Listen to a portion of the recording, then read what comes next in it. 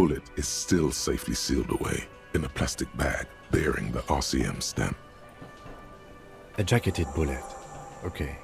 It would have been shot from a military-grade breech-loading rifle, not from a muzzleloader like those typically found on the streets of Martinez. We were right. This came from a serious weapon. Even the RCM uses ordinary unjacketed conical bullets. This is strange. Very strange. I like this, officer. Strange means unique. Unique means incriminating. We need to find the gun that shot it. Something tells you that won't be any time soon. This'll have to be one of those epic tasks that's open for a while. A rifle, revolutionary period. Your bullet looks to be an old 4.46mm from the surplus left over from the turn of the century. Probably an antique or a retrofitted antique. The 4.46 caliber was widely used with the Belmargrave rifle, a Revacholian manufacturer. The BM dominated the battlefields of the Insulindian theater of the anti-centennial revolution 50 years ago. Incidentally, you have just such a rifle with you, the dusty old thing you found hidden in the basement below the commercial area. It's unusable, sadly. If it were, the bullet would probably fit the chamber. No, but Zeliger, a major firearm manufacturer, ended up with a surplus after the war, so there are still a lot of these old military rifles floating around, usually broken. The quality was appalling. Antiques enthusiasts, guerrilla fighters in distant countries, a few lucky jamrock bangers, you're looking for the same thing you found in that hidden weapons cache, only in working order. What are you thinking? Bullet? Okay. And? An antique. That makes sense. There can't be many breech-loading rifles floating around in Martinez, or anywhere in Ravachol, really. I have to hand it to the monarchs. It's quite admirable that they took the advice of criminologists last century and banned the use of breech-loaders in peacetime. Some new RCM recruits get impatient with their muzzleloaders once they've trained with military-grade weapons, but they realize it's worth it in the end. Imagine if everyone, cops, citizens, had access to firearms that could shoot multiple rounds without pausing to reload. After the first shot, the second, third, and so on come much easier. But back to the investigation. It doesn't seem that likely, but we'll check out all possible leads. Next step, finding the gun itself.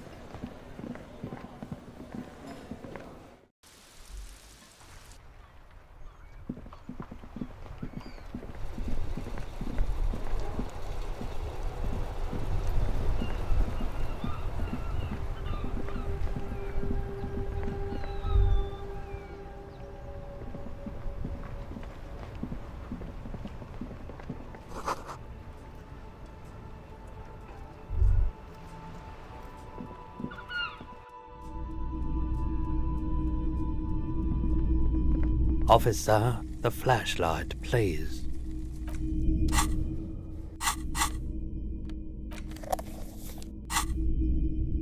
Hello again. How can I help you?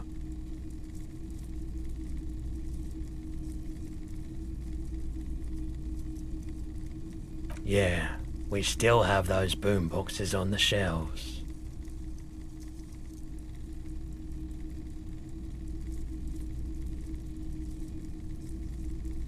Sure thing. Sure, man.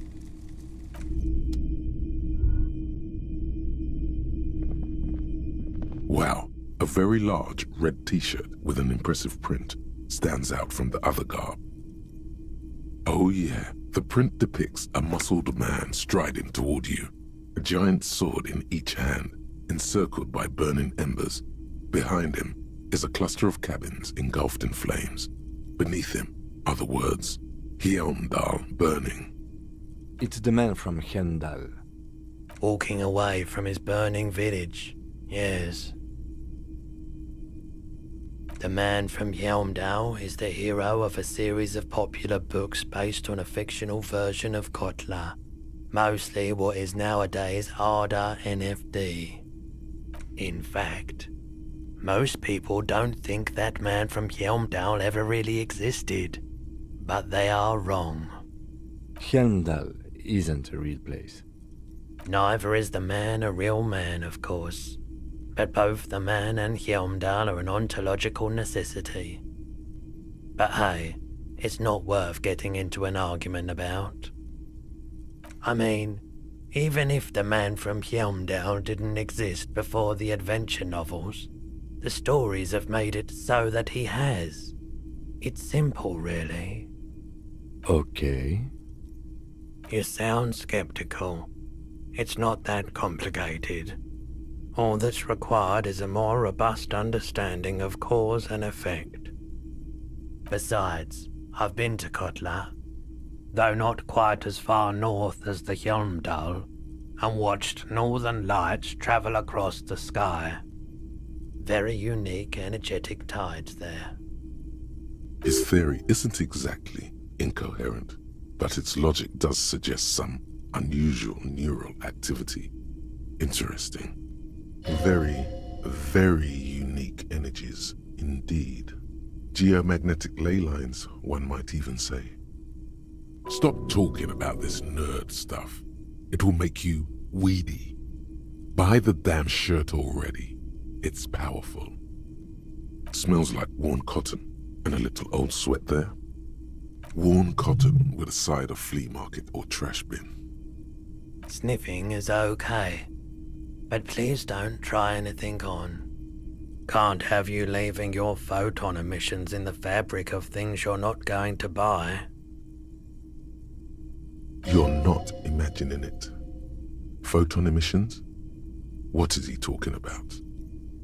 2 real. That's dirt cheap.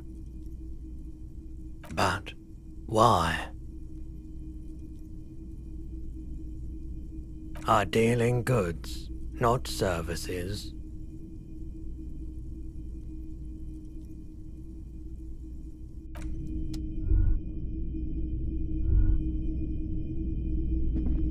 The boomboxes wait on the shelves, and your boombox, that gold and amber Harman Waushi, stares at you longingly with its tape reel eyes.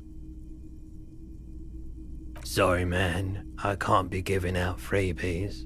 Never have, won't now. A discount?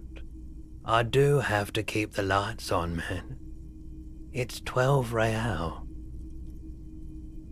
Sounds like a rip-off, but okay. I can make it 10, but no lower.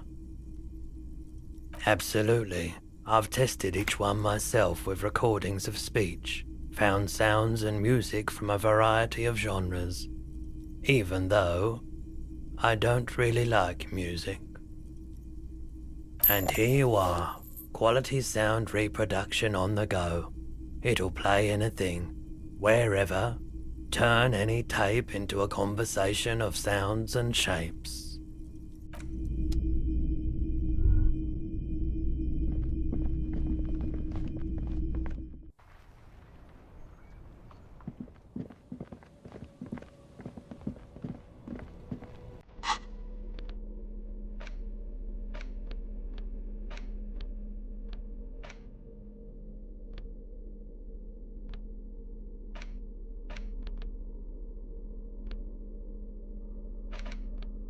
The porter reel is just what you needed.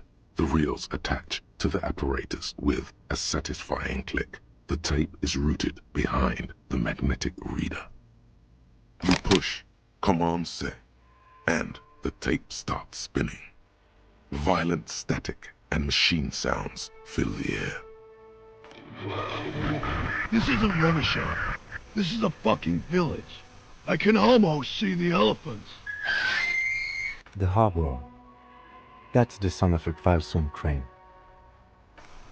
When this shit is done, I'm gonna tear that place up. Soldier of the Apocalypse style.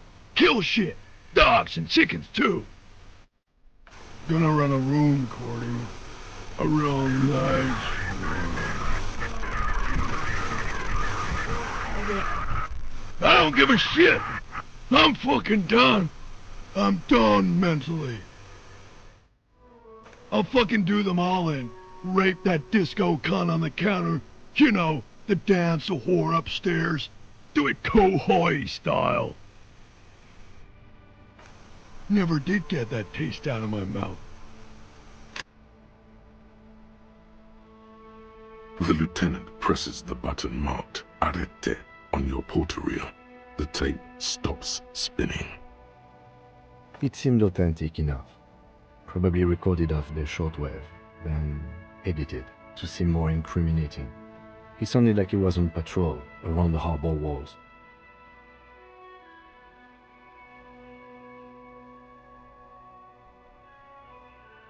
Still, There's more going on here than we know. one of the other mercenaries, I think, the one he was talking to, a friend of his. End of recording. A village on the Samaran Isola, in South Safri. Grad committed war crimes there, the kind of thing he talks about. Who knows? Maybe the tattoos would have an answer. We would need to know the story of this man's service. I think we've got a few more questions for class here, don't you? This seems to contradict her testimony, at least to some degree.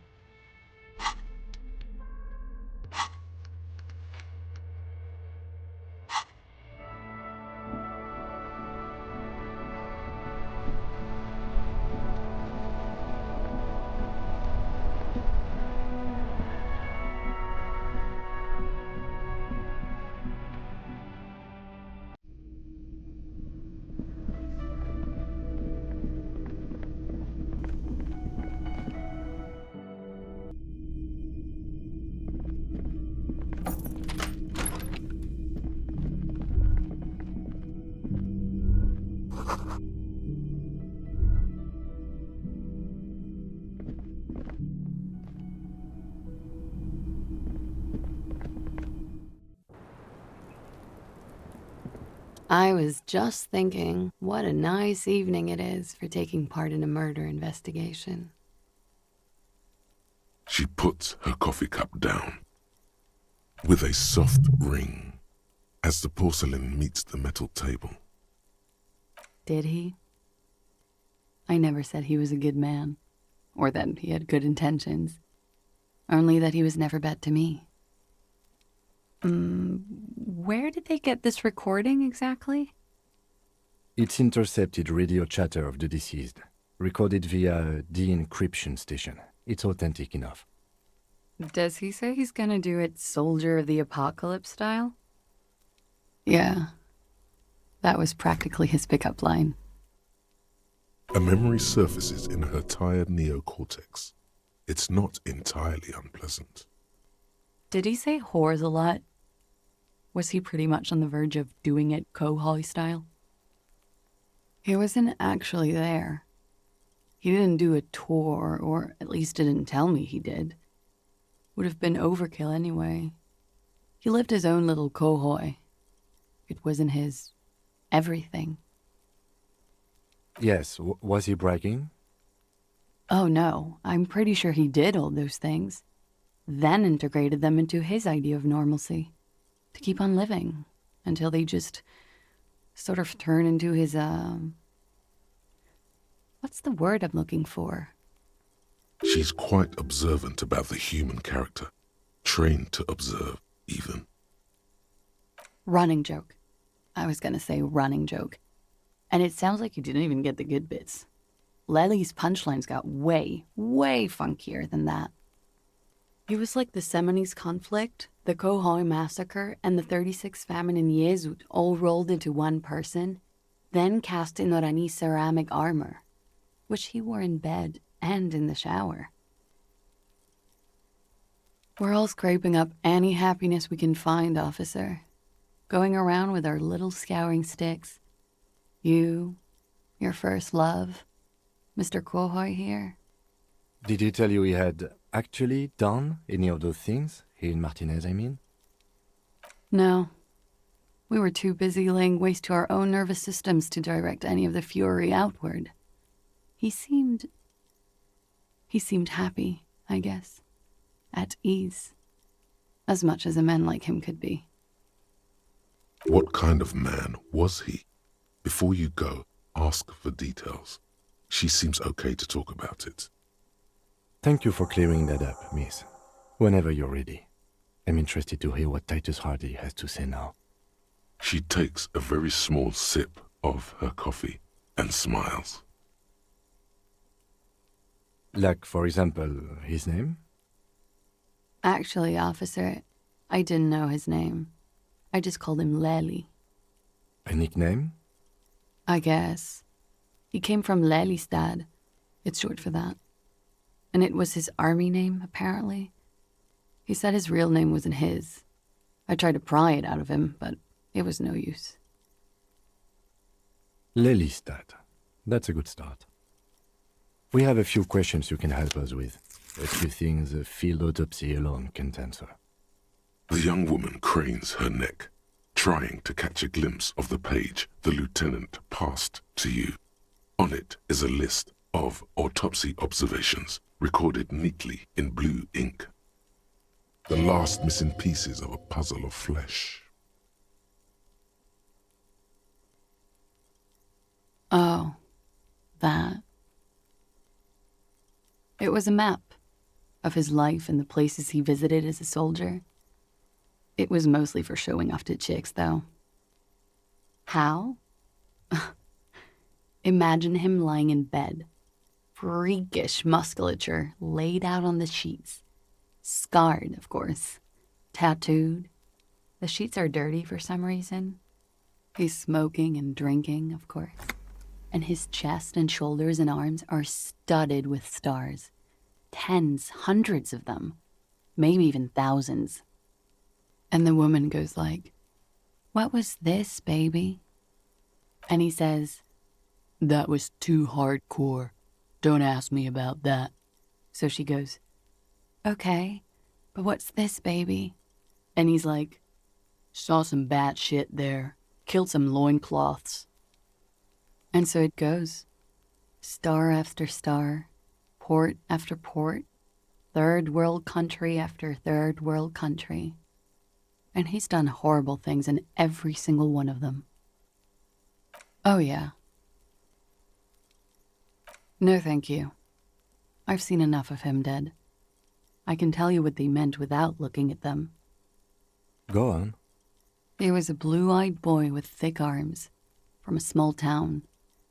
He was also poor, and the government of Oranje needed some people killed, so they turned him into a grotesque killer. For money. He went to Killer Academy in Vredefort. Then he killed some people in the Semenine Islands. And on other islands, too. All of the islands. After this, he came to Revachol and got killed himself. It is when you're high. It can be very exciting then. You have the tools to deal with it. It's not a very nice story to remember when you're sober. A change of topic? Yes. Light blue. They were like little blue galaxies. It was strange, seeing those eyes in his fucked up face. Pardon the swearing. I do him an injustice. He wasn't ugly. And he had a beautiful, soft voice. Very surprising, what with all the scarring.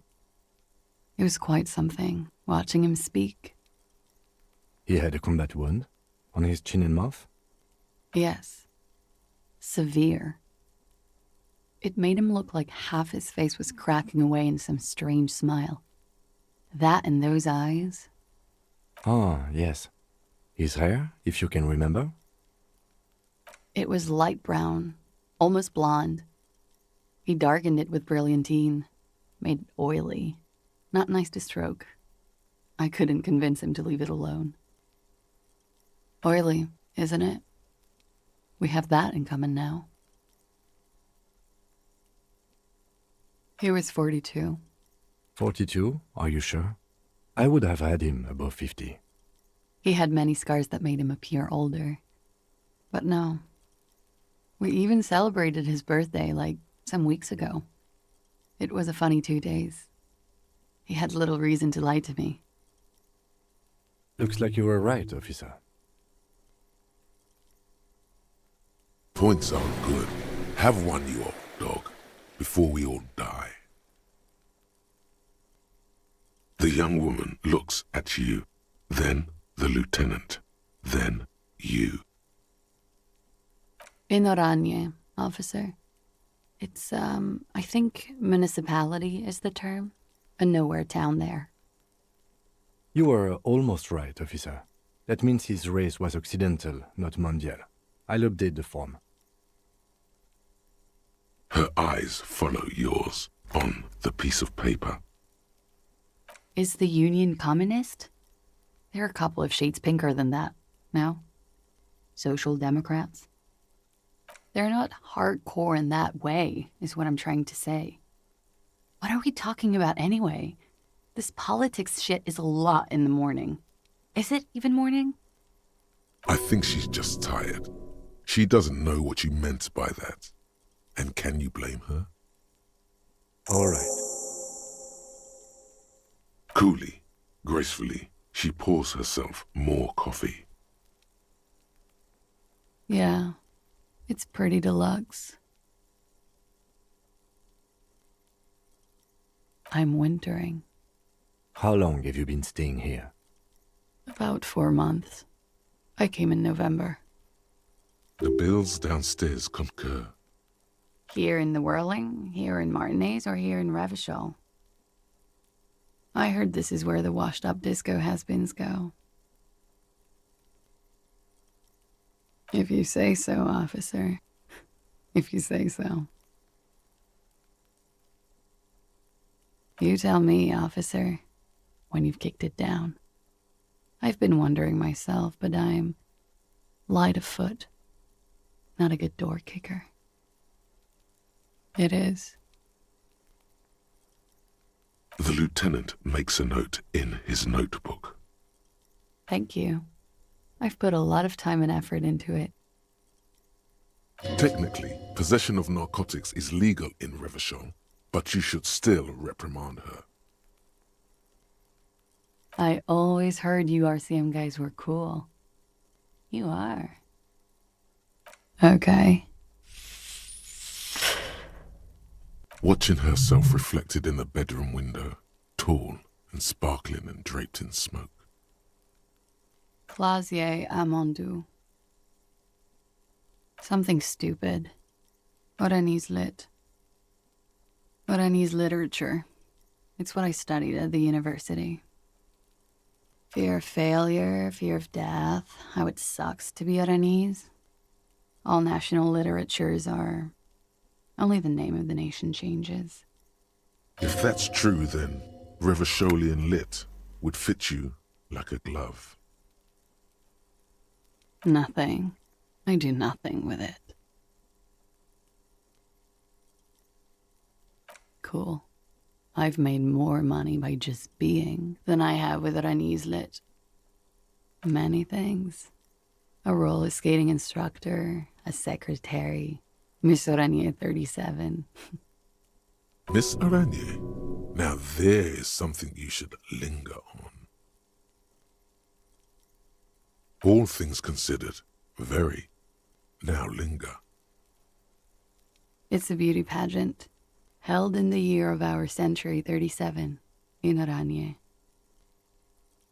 It's a competition for stupid girls. Men look at them and choose the most beautiful. When you have the fewest deviations from the norm, I've been told it's a type of mediocrity that I possess. Yes, And for that, I got a crown and a sash, and a scepter, and a scholarship to study Oranese lit. I would offer you coffee, but it's garbage. Literally tastes like poison. I'm 28.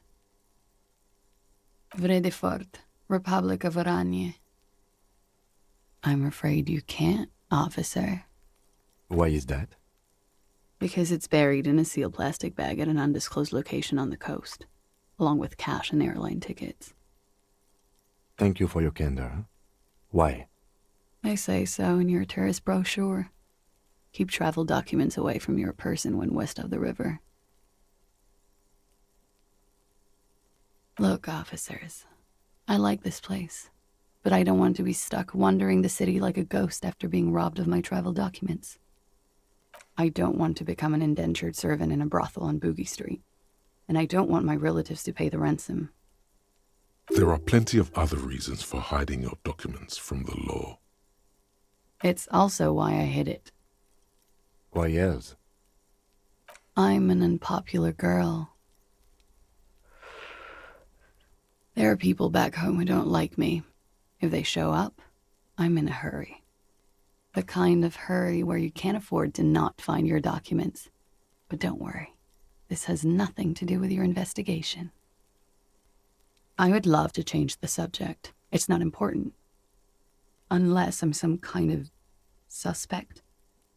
Didn't she say you would have to interrogate her before? And that she didn't do it? What was up with that? Well. It seems I either underestimated you or overestimated your hangover, officer.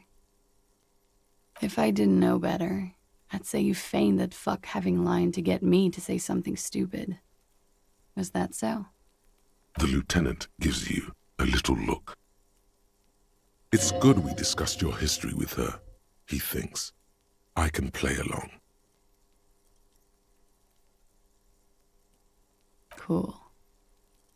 You told us about the investigation Friday night, downstairs, at a table full of local kids and dock workers. You told pretty much everyone. After you showed them your gun, that is. Anyway, I thought it would be funny to say I didn't do it, because I knew about your investigation. Does that make me a suspect? I really must stop saying stupid things. No, I'm not. My colleague has an exploratory sense of humor. Don't hold it against him. He's thinking, I like this kind of prodding, whatever the situation. It may lead somewhere yet. If I were to lie to you, I would come up with a more mainstream name than Clausia Mondu. It's a weird name. Okie dokie. The record. So official.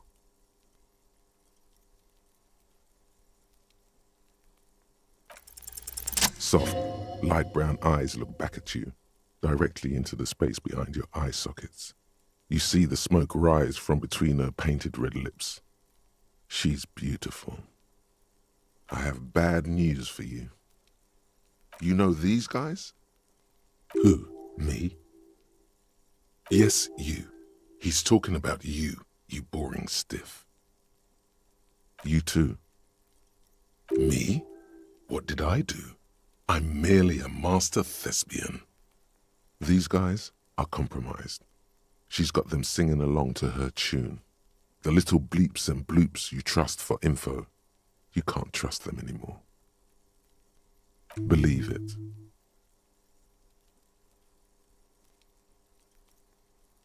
I think it's safe to assume, yes, Mr. Thespian here hasn't been speaking up. If he were, I suspect they would be peons to her truthfulness. Like this, she is a lady, most fair and just.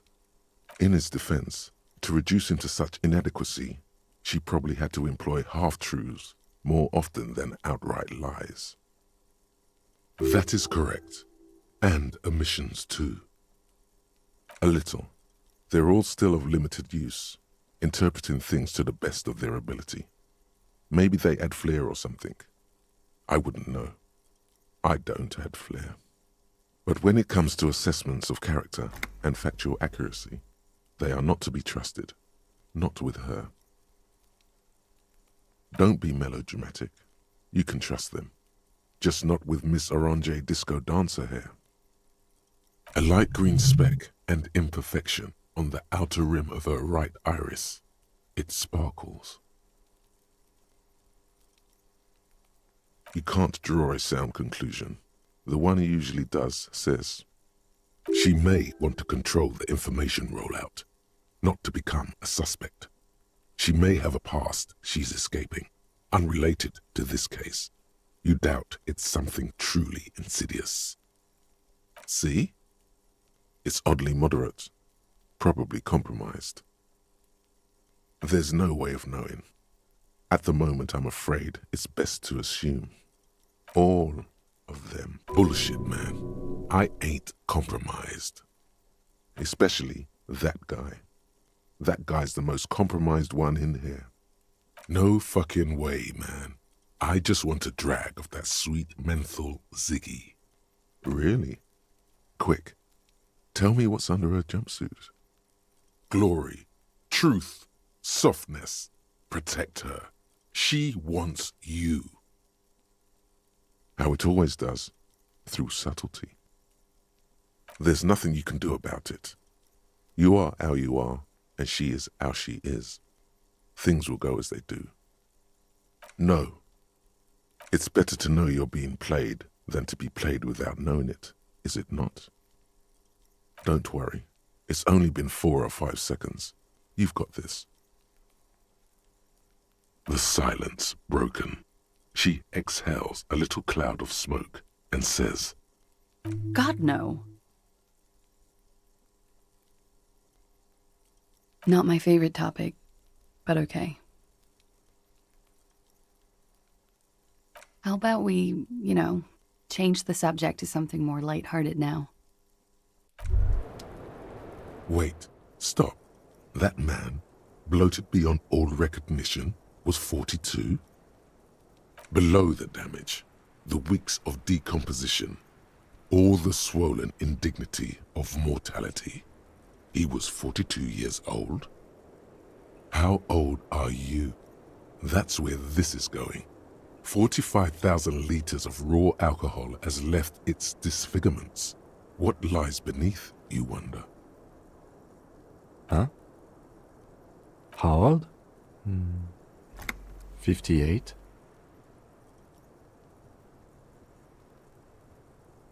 He was deceased. He had been decomposing for a week. On the bright side, you've been getting a lot of exercise lately. There's silence. Then a little more. Sure, you're 42. Let's go? Wait. This requires scientific measurements. To the laboratorium.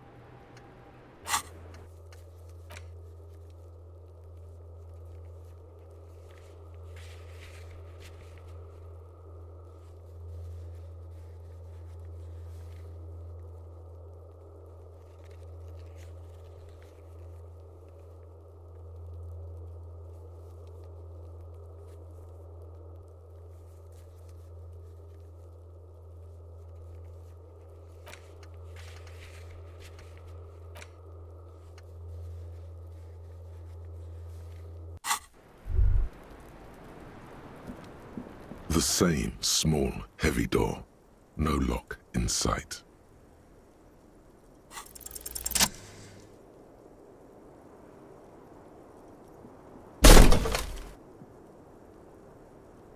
This time, something cracks inside. It is an unbelievably satisfying sound. filling you with a belief in your own body. Well, sounds like this time the property damage was at least resolutive. Would it hurt to look in? I don't know about that.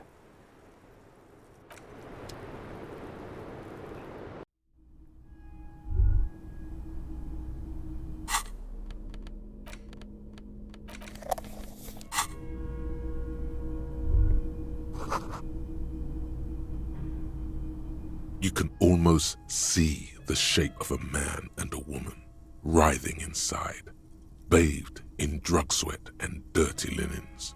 Bottles lie around everywhere. You can barely see through. Better not to jump to sensationalist conclusions here. The footprints on the floor, however, definitely suspicious. Boring footprints. I want to jump to sensationalist conclusions.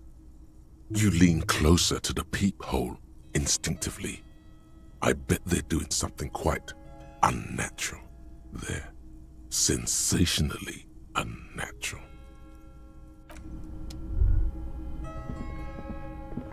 You clearly see footprints in the downy carpet of dust covering the workshop floor. Jackpot. These, unlike everything else here, are new. 3 weeks maximum from the dust coverage. It could easily have been 1 week too. You know, officer, it was a stereo investigation after all. It has now converged with our main investigation, adding a new fact to consider. Large prints, most likely made by boots. The size is hard to determine. Sole could be bigger than vamp. The soles have left the pattern uniform, horizontal lines. One person has been here. They've gone back and forth. The tips point both ways. Shoe size is 41 to 42, maybe 43. It could be a large-footed woman or a small to average-footed man. This is, unfortunately, the worst, most vague shoe size there is. Of course, damn.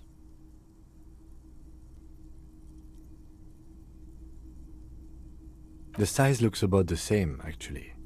They're not the same shoe, but they could be the same person. Between that and that. No, these little horizontal lines are different. They look custom-made to me. Or some kind of foreign print. Hard to say. Still a boot, though. Everything around you is quiet. The prints crisscross the workshop floor. It means someone snuck through what seems like a secret route, behind our rape victim's room, in the recent weeks. This may prove to be significant.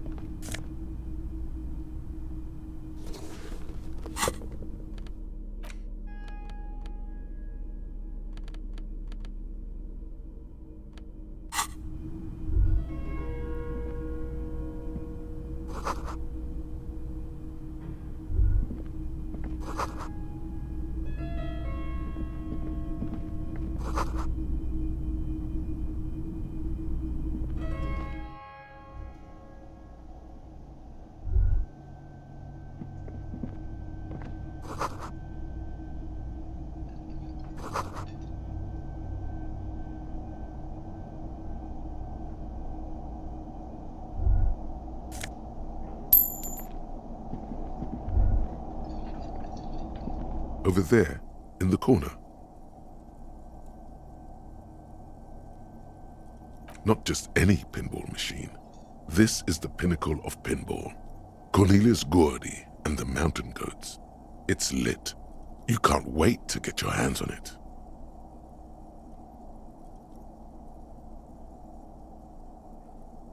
The pinball machine. Gordy's Goats, a classic.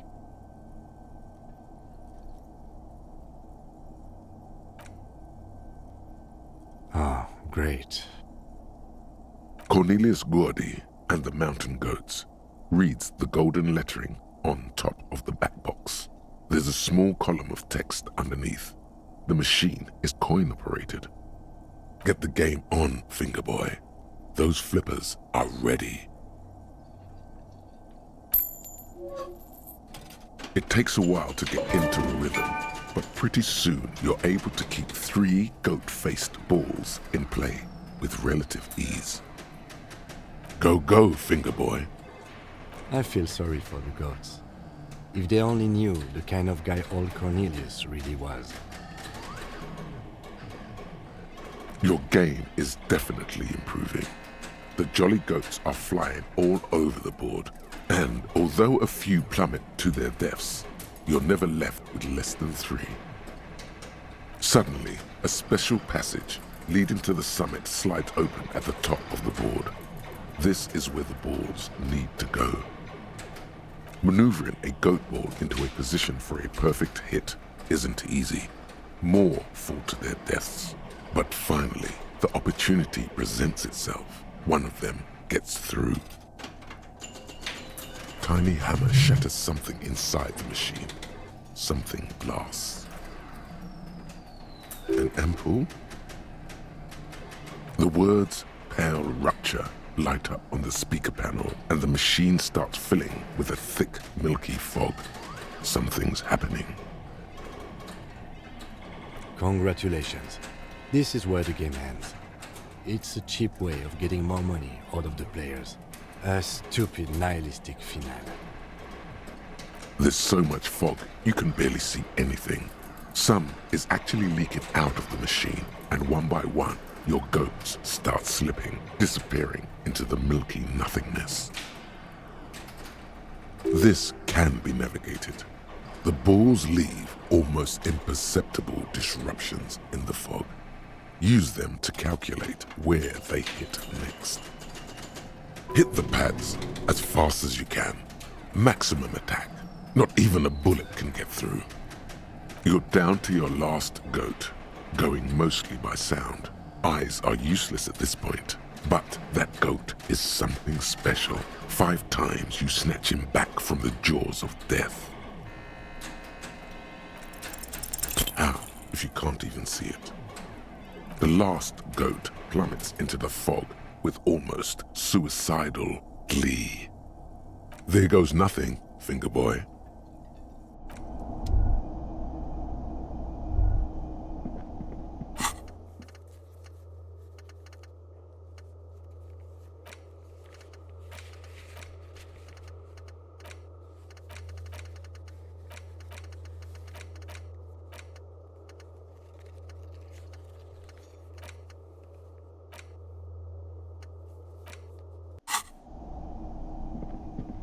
You see a heavy steel door with a prominent dimple lock. It's painted blue. There must be a key somewhere. Probably somewhere in the whirling. It's not too important. We can get in and out using the roof door.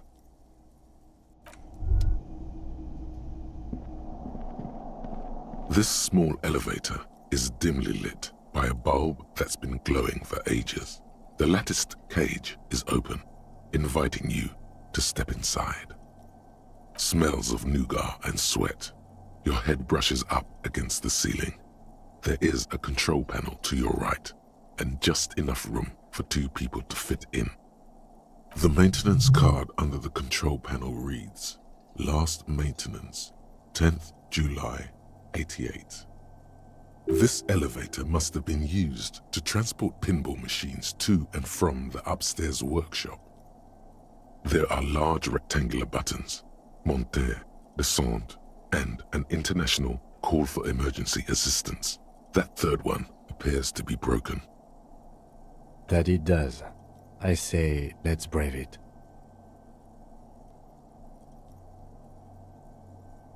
At the end of the last century. Look on the bright side. If it fails, we will only sustain minor injuries. I'm talking 3, maybe 4 months in the hospital. Maximum 5. Seems so, although it's pretty quaint for a freight elevator.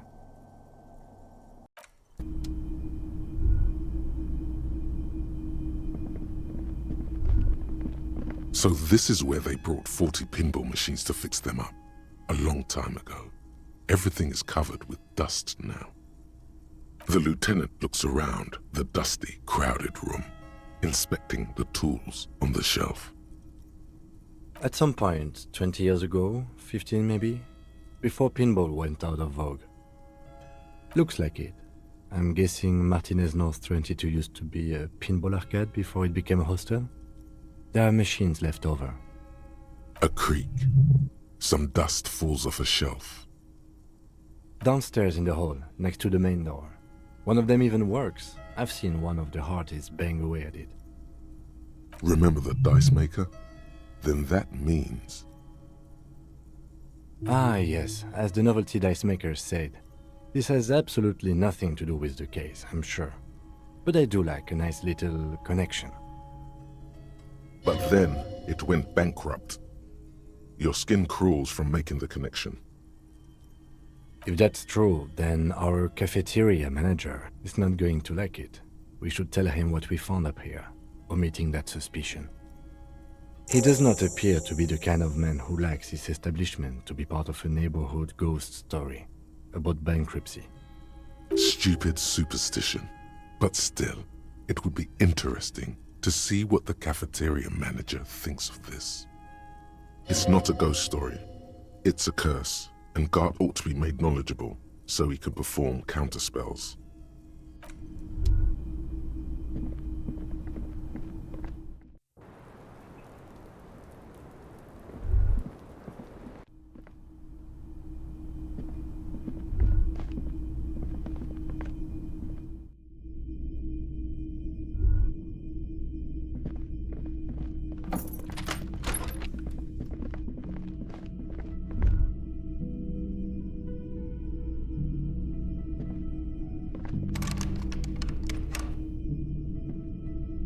Yes?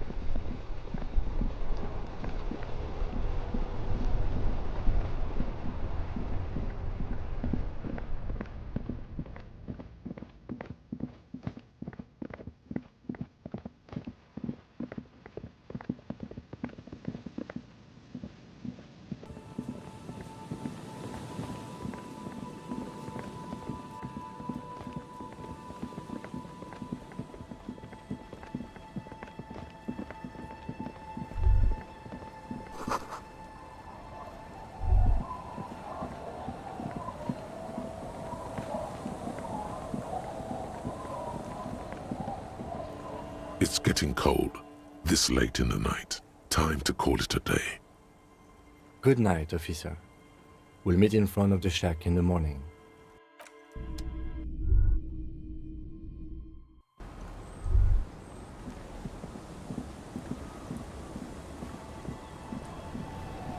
Hi, the sea's gonna calm down soon. I can feel it.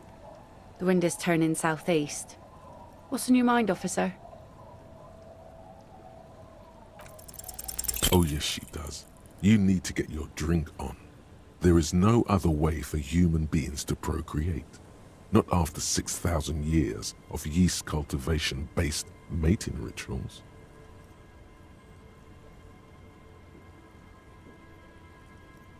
Okay. Where's this going? Absurdly and pointedly phrased. You can be quite funny, officer. Anyway, what did you want? She doesn't even understand you asked her out. Perhaps you're too sober to pull it off right now. Try again later.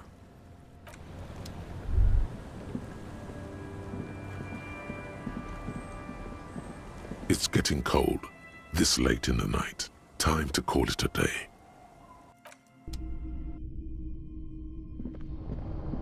The bed is comforting, if a bit run down. Still, you've earned a rest.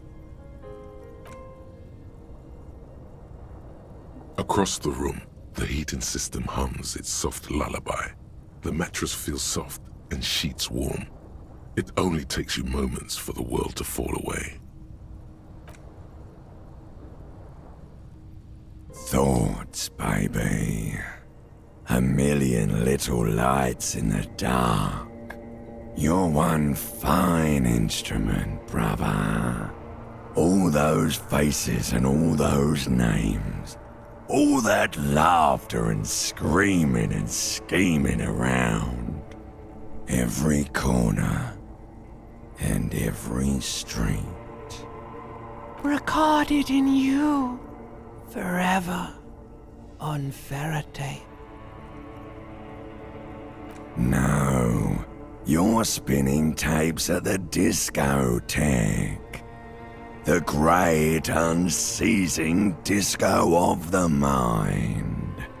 The flash, the bang, the endless learning experience. On and on it goes, for untold hours. At the disco where you first asked her to dance. Rising, rising, above the dark curvature, the great wingspan of sleep, studded with stars. Behold, there are millions of them down there. The first time, the last time, the smoke in her mouth, the plotted flowers, the faces turning, changing. It's the world, Harry boy, and you're made of it. Every day you're out there, you make more of yourself from it.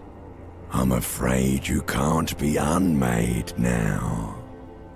You can never forget this shit.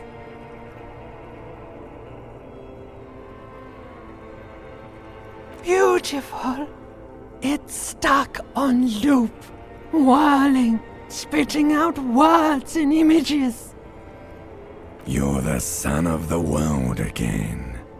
Harrister, a ceaseless agent, picking up litter and old newspapers, collecting your little bubblegum wrappers and idiotic picture postcards. Meaningless, meaningless keepsakes. Reading your awful letters and recalling things, aren't you? The endless names of the world. An address book you are.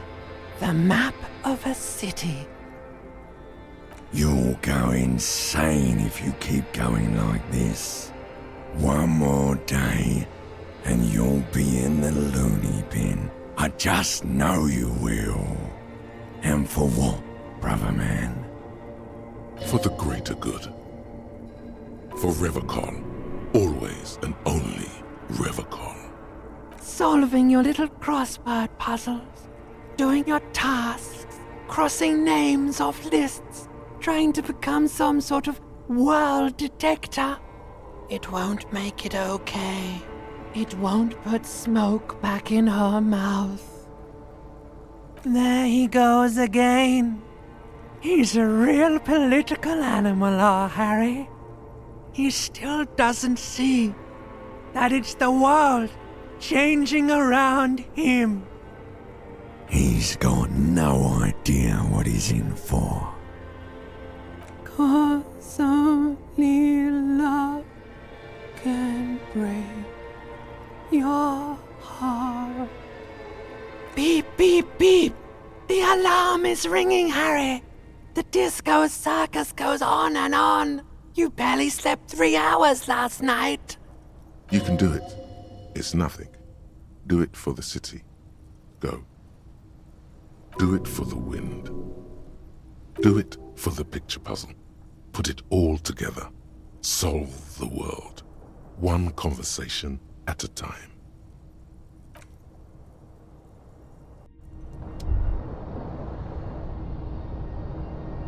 Good. You're up.